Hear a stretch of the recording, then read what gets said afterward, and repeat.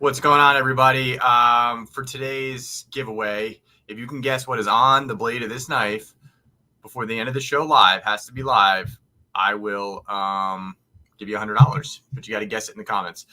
So today's show is going to be about holding the line part 2. So I received a question from Ken Boone in Delaware about expanding on that. So hopefully this answers your question. Holding the line to me is like, when you're in a business, and I'm going to use like property management as an example. And I remember when we would grow the property management company, there were times when you're just in a phase of feeling the lead flow, right? All of a sudden you're getting 20, 30, 100 properties coming in from all angles. You're getting other companies that want you to buy them, different angles. And it comes in waves, every 6 months, 8 months, whatever it may be. So in every business, it kind of has that. Same with, lending. What your lead flow kind of generates that step that you then take up to scale.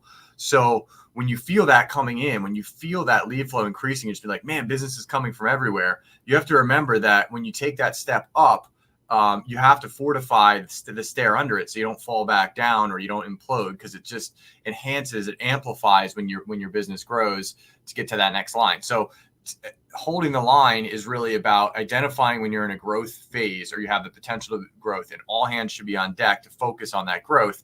But as you're growing, realize, okay, we're growing, but we've got to make sure we're filling in underneath of it into that step with a solid foundation of infrastructure, lead flow, and so forth. So it's kind of like that organic give and take.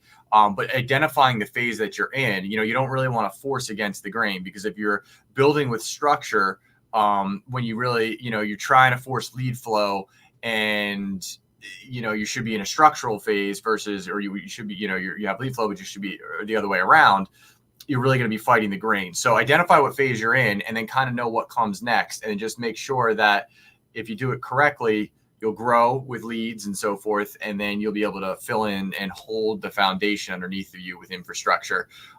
It doesn't, it's a chicken or egg question. I kind of found that it was like just identifying the state that you're in and then being able to build around that, and knowing what comes next is really important, or at least I find. So hopefully that helps answer your question, and see you guys tomorrow.